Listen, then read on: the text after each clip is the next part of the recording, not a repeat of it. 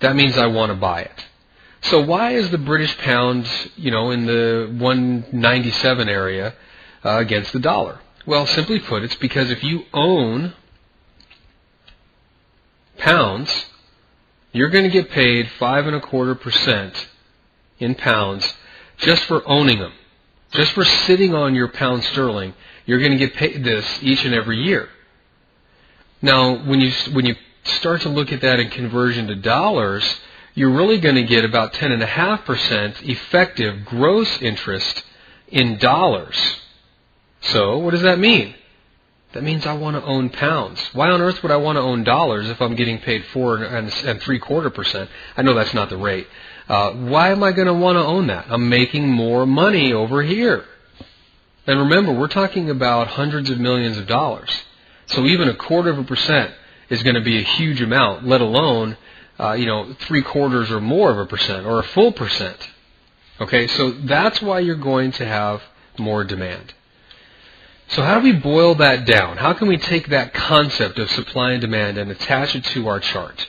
Well, it's one reason why I like candlestick charts. Candlestick charts give me a very visual, easy to see representation of supply and demand. Now, it's important for you to not just focus on the body of a candlestick. Okay, that's what most traders do, is they're laser focused on the body. And that is a big, big mistake.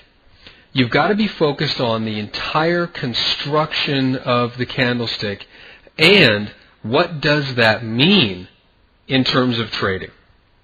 So let's take some practical application now. Last week, the market, in this example, traded down.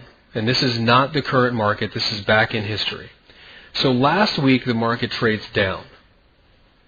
Coming into the next week, what happens? Well, here's your Friday break. The market continues to trade down over Sunday. In fact, it makes a double bottom coming into Sunday, or coming into the early morning hours of London trading. The market makes a double bottom down here and then starts to trade up. Well, when you're looking at price, especially on the weekly, you can see the momentum is down, it continues down, but then it gets reversed back up.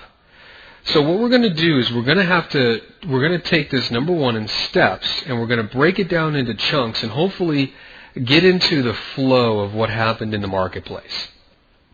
So as the market is trading and is moving down to this low, you can see what happens. Here's the first trading session of the week. And you can see this area here is lined up in this area right here. Okay? So you can see that from the prior Friday, the selling continued, popped up a bit, continued down, and then started moving up. And that's where we get this W bottom in here. So by the end of Sunday's session, and remember this is 5 p.m. Eastern Time on most Forex charts, 5 p.m. Eastern Time on the 11th would put price somewhere, I'll just say in this area here. So you can see Sunday the market trades down, trades up a little bit, and then comes back down. This is what price did. Start, midpoint, near to the end, end. Well, what happens in here? Well, think about this.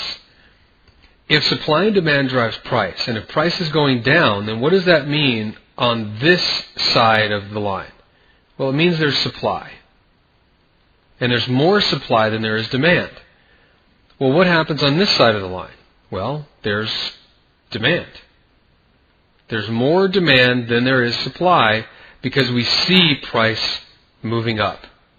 So let me remind you of why we're even in this discussion. The question was, I see 4 massive spikes on my 10-minute chart especially. Would that be a clue to buyers coming back into the trade at these levels? And the answer, this long dissertation is to give you my answer that, well, it's likely. And remember, that's about all we can know.